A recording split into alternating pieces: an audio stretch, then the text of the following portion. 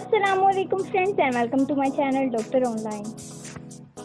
आज हम बात करेंगे इमोशंस पर, जैसे हंसना, रोना, गुस्सा करना वगैरह।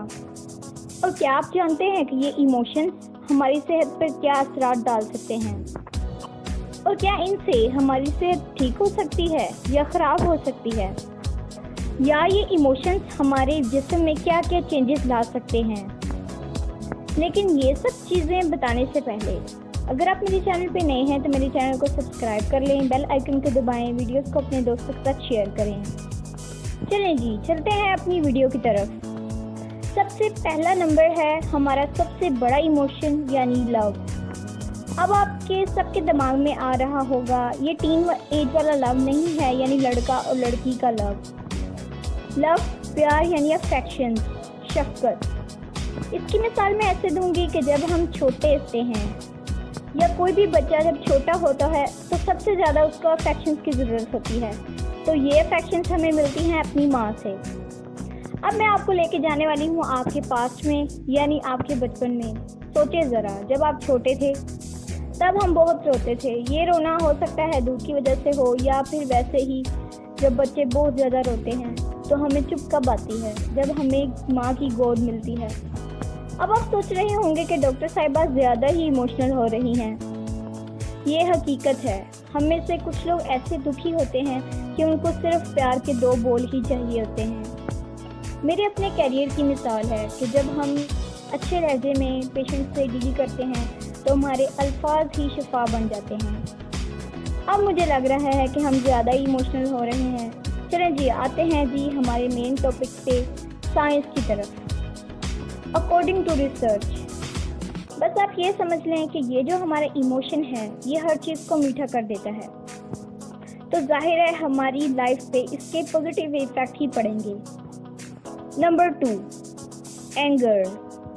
जैसा कि ये बात बताने वाली नहीं है कि अगर हम गुस्सा बहुत ज़्यादा करते हैं तो इससे हमारी हेल्थ पे बहुत ज़्यादा नेगेटिव इफेक्ट पड़ते हैं, लेकिन जो मेजॉरिटी को इफेक्ट होते हैं वो शायद आपको ना पता हो। वो क्या है, यानी रेयर इंसोमिया, नींद का ना आना, और बहुत ज़्यादा गुस्सा यानी पुराना गुस्सा, क्रोनिक एंगर से हमें हार्ट अटैक तक हो सकता है। इससे डायबिटीज़ का खतरा होता है। उसके अलावा बीपी हमेशा हाई रहेगा, अपने पीक पे रहेगा। साथ साथ इससे इम्यून सिस्टम भी बहुत वीक होता है। तो आप ये सब जानने के बाद सोच लें कि गुस्सा हमारे लिए कितना खतरनाक साबित होता है। Number 3, powerlessness. ये भी हमारा कॉमन एक नेचुरल इमोशन है, यानी अपने आप को कमज़ोर महसूस करना, जो कि हमें से काफ़ी लोग शो ही नहीं करते और अपने अंदर ही अंदर सोचते रहते हैं। पावरलेसनेस का मतलब ये भी है कि कोई अगर बॉडी बिल्डर नहीं है, किसी की हाइट छोटी है, या कोई वैसे ही अपनी फीचर्स की वजह से परेशान है, कि दूसरों से अपने आप को कमतर समझना। मेरी एक बात याद रखें कि अगर आप पावरलेसनेस फील करेंगे तो आपके सामने कोई भी आपका दोस्त है या कोई दुश्मन है, वो आपको भारी ही फील होगा अपने आप पे। इससे हमारे हेल्थ इफेक्ट्स बहुत ज़्यादा होते हैं कि हम मेंटली डिस्टर्ब रहते हैं, अपने आप को बहुत ज़्यादा स्ट्रेस में डाल लेते हैं, डिप्रेस्ड हो जाते हैं। इससे हम नेगेटिविटी की तरफ जाते हैं। Number 4, sadness. जब हम किसी भी चीज़ से सैड होते हैं, अगर हमें कोई आर्गूमेंट दे दे बुरा जो हमें लगता है, उसके अलावा अगर हम किसी एग्ज़ाम में फेल हो जाएं तब भी हम सैड फील करते हैं, और ऐसी बहुत सी वजूहात हैं। लेकिन आपको पता है कि आप सरप्राइज हो जाएंगे कि हम जब सैड फील करते हैं तो हमें सर्दी भी फील होती है और हमें भूख भी लगती है। अब आप में से कुछ लोग ऐसे सोच रहे होंगे कि जब हम सैड होते हैं तब हमें तो भूख का याद भी नहीं होता, हमें कुछ खाने पीने का तो याद नहीं होता, ये क्या कह रही हैं। लेकिन ऐसा ही है। According to my long research, ये साबित हुआ है कि हम जैसे लोग हैं वैसे हमारी बॉडी पे इफ़ेक्ट होते हैं हमारी इमोशंस पे। यानी अगर कोई एक है, उसको वो सैड है तो उसको भूख ज़्यादा लगेगी, और दूसरा है तो उसको सैडनेस की वजह से भूख लगती ही नहीं है। ऐसे ही हम लोग एक दूसरे से डिफरेंट होते हैं, किसी को भूख लगती है और किसी को नहीं लगती। Number 5, confusion. According to recent research, जब हम कंफ्यूज होते हैं किसी भी चीज़ में, जब हमें कोई चीज़ समझ नहीं आ रही होती, तब हमारा स्टमक डिस्टर्ब होता है। इट्स नेचुरल, लेकिन कोई लोग ऐसे फंस जाते हैं कि उनको इंसोमिया भी होना स्टार्ट हो जाता है, साथ वोमिटिंग स्टार्ट हो जाती है ना हैरत अंगेज बात। Number 6, jealousy. ये भी हमारा एक इमोशनल नेचुरल प्रोसेस है कि अगर हम किसी को अपने से ज़्यादा आगे निकलते हुए देखते हैं तो हमें ऑटोमेटिकली जेलसी फील होती है। हम में से काफ़ी और कम लोग ही होंगे जिनको ऐसा नहीं होता। अब माने ना, वो अलग बात है। कोई हमसे स्टडी में आगे जा रहा है, कोई हमसे खूबसूरत है, तब भी हमें जेलसी फील होती है। और आपको एक बात बता दूं कि ऐसा बिल्कुल भी नहीं होना चाहिए, क्योंकि ये हमारी बॉडी पे बहुत से नेगेटिव इफेक्ट देता है। और सबसे बड़ा इफेक्ट ये है कि हमारे इम्यून सिस्टम कम हो जाता है। Number 7, happy and grateful feel करना।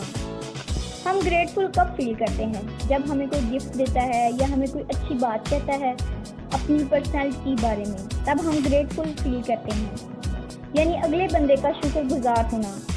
ये हमें बहुत सारी खुशी देता है। इसमें साइंस तक ये है कि ये हमारे ऑक्सीटोसिन लेवल को इंक्रीज करता है या ट्राइगर करता है। इससे फिर हेल्थ इफेक्ट्स जो हमारी बॉडी को होते हैं वो क्या होते हैं जी? हमारा इम्यून सिस्टम इंक्रीज होता है, ब्लड प्रेशर जो ज़्यादा रहता है हमेशा से, वो लोगों का कम होना स्टार्ट हो जाता है, और इसके साथ साथ बॉडी की हीलिंग पावर ज़्यादा हो जाती है। नंबर 8, क्राइंग, यानी रोना। क्या आप जानते हैं कि हमारा रोना हमारे लिए यूज़फुल साबित हो सकता है? लेकिन ये वाला रोना वो वाला रोना नहीं है। जब हम प्याज काटते हैं तो हमारे आंसू आना स्टार्ट हो जाते हैं। अकॉर्डिंग टू मैनी साइकोलॉजिस्ट और मैनी अदर डॉक्टर्स, जब हम रोते हैं तो हमारी आंखों से जो टीयर्स एक्सपेल होते हैं वो दरअसल हमारे स्ट्रेस हार्मोन्स को कम करते हैं। इसका मतलब ये नहीं है कि आप रोना स्टार्ट कर दें रोज़ाना की बेस पे। बस कभी कभी जब आप सैड होते हैं तो अगर आप रो भी लेते हैं तो इसमें कोई परेशानी वाली बात नहीं है, बल्कि ये हमारे जिस्म के लिए यूज़फुल साबित होती है और हमारी हेल्थ के लिए बहुत बेटर रहता है। आखिर में last but not the least, number 9, fear, यानी डरना। आप सबको पता होगा कि जब हम कोई ऐसी चीज़ देखते हैं यानी जो हमें हॉरिबल लगे, डराए हमें, और या फिर हम कभी कभी ऐसी कंडीशन में होते हैं, अंधेरे वाली जगह से गुजर रहे होते हैं, तब हमें होता क्या है? हमारा फेस अचानक से पीला होना स्टार्ट हो जाता है, यानी पेल होता है। इसमें इसकी साइंस बैक ये है कि जब हम ऐसी कंडीशन से गुजर रहे होते हैं तब हमारा नर्वस सिस्टम अलर्ट हो जाता है, ब्रेन को सिग्नल्स देता है, जिससे ब्लड सर्कुलेशन ज़्यादा होना स्टार्ट हो जाती है और हमारी जो एक्सट्रीमिटीज़ होती हैं यानी हमारे हाथ, पाँव, फेस वगैरह, ये पेल होना स्टार्ट हो जाते हैं। और ये पेल क्यों होते हैं? कि अगर हमें कोई ऐसी कंडीशन मिल रही है कि जब हमें अपनी जान के लाले पड़ जाएं और हमें भागना पड़े तो जल्दी से हम भाग सकें। ये जो मैंने आपको ऊपर सारे फैक्टर्स बताए हैं, इससे क्या शो होता है कि हमारी हेल्थ पे हमारे इमोशंस का बहुत बड़ा हाथ है। यानी जैसे हमारे इमोशंस होते हैं वैसे ही हमारी हेल्थ होती है।